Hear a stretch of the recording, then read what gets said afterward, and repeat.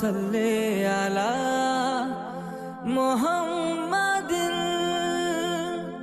वाला आलिही वसहबिही आपको mister Farooq vlog में वेलकम करता हूँ।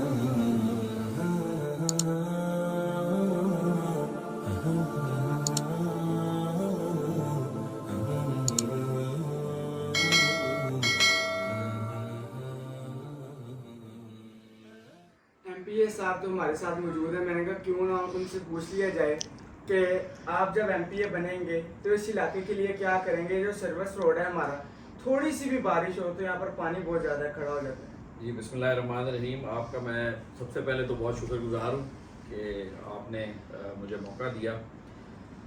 ये जो रावली का ड्रेनेज का या निकास का सीवरेज का इशू है, इसके हवाले से PMLN ने एक बड़ी वसी और मैसिव स्कीम दी थी रावली को, जिसकी मालियत 40 करोड़ के करीब थी, जिससे रावली और मुल्हिका तमाम इलाकों में एक बड़े साइज का सीवरेज सिस्टम जो है उसको इनॉग्रेट किया गया।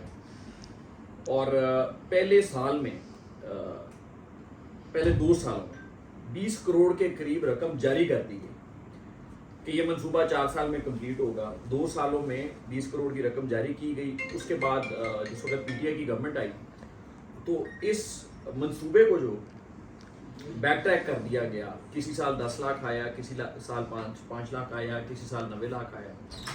अब जब से गवर्नमेंट ख़त्म हुई है PTI, हमने दोबारा से इस स्कीम को जोर लगाया।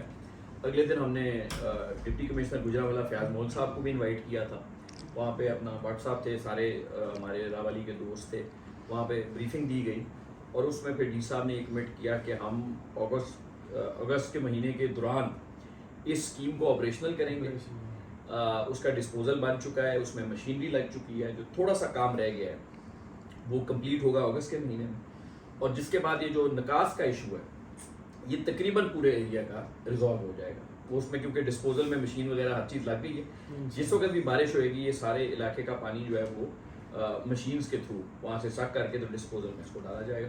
तो ये आपका हमें उम्मीद है कि जैसे ही कंप्लीट होएगा ये मसला हल हो जाएगा। सेकंड क्वेश्चन है मेरा आपसे कि जान अंकल ने जब इलेक्शन पे खड़े हुए थे उन्होंने कहा था हम ये रेलवे में पार्क बनाएंगे, तो पार्क नहीं अभी तक बना। हम अक्सर इस बात का जिक्र होता था और क्योंकि हम पहले ऑपोजिशन में थे, हमारी वफाक में भी ऑपोजिशन में थे, सूबे में भी ऑपोजिशन में थे, तो उस वक़्त कोशिश ये होती थी कि इलाके की नुमाइंदगी असम्बली में करें। जब भी इलाकाई कोई मसला हो, तामीर व तरक्की का कोई हम महसूस करेंगे हमारे इलाके में काम नहीं हो रहा, जो काम होना ज़रूरी है, तो असम्बली में खड़े होकर उसके बारे में सवाल करें। और ये जो आपने सवाल अभी मेरे से किया, ये मैंने असम्बली में 3 दफ़ा किया। गवर्नमेंट बेंचेस से ये सवाल पूछा कि क्यों रावली और गखड़ बार बार बारिशों में डूबता है, क्यों हमारी जो दोनों स्कीम्स हैं, गखड़ का डिस्पोजल है, रावली का डिस्पोजल है, इसके फंड्स आपने क्यों रोके। और जब आप फंड्स रोकते हैं तो उसकी कॉस्ट एस्केलेशन होती है। जो चीज़ आज लाख रुपए में बन रही है साल बाद 2 लाख में बनेगी। तो उसी बात पे वापस आते हैं पार्क पे, क्योंकि हम पहले ऑपोजिशन में थे, उस वक्त हमने ऑब्वियसली सवाल उठाते थे असेंबली में और हमारे पास फंड्स नहीं थे, इख्तियारात नहीं थे। अब जब हमारी वफाक में गवर्नमेंट आई तो और फंड्स की अवेलेबिलिटी हुई, आप अभी पता है हमने 50 करोड़ रुपया वफाक से मंजूर कराया अपने हल्के के लिए, मुख्तलिफ वार्ड्स में इलाकों में काम भी शुरू हुए थे।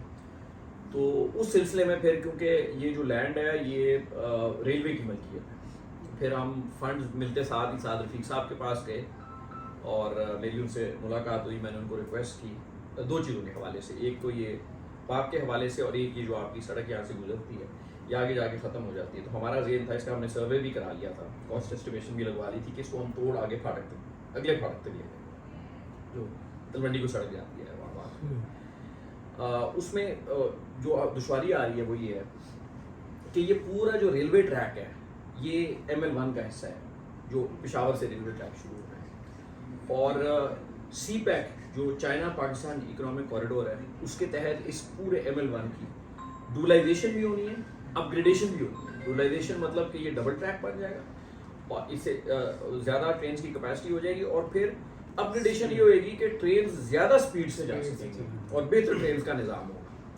तो उस सिलसिले में क्योंकि अभी पाकिस्तान की और चाइना की गवर्नमेंट के दौरान MOU हुआ है और उस MOU के तहत अभी फिल वक्त इसको ये जो रेलवे की मलकियत की जगह है इस पर कोई तामीर और तरक्की फ़िलहाल उन्होंने बंद की है कि ये ना हो कि हमने चाइनीज़ को जो हमने नक्शा दिया हुआ है तो वो जब इधर ग्राउंड पे आए तो हमारा नक्शा कुछ और हो, उनको कुछ और नज़र आए।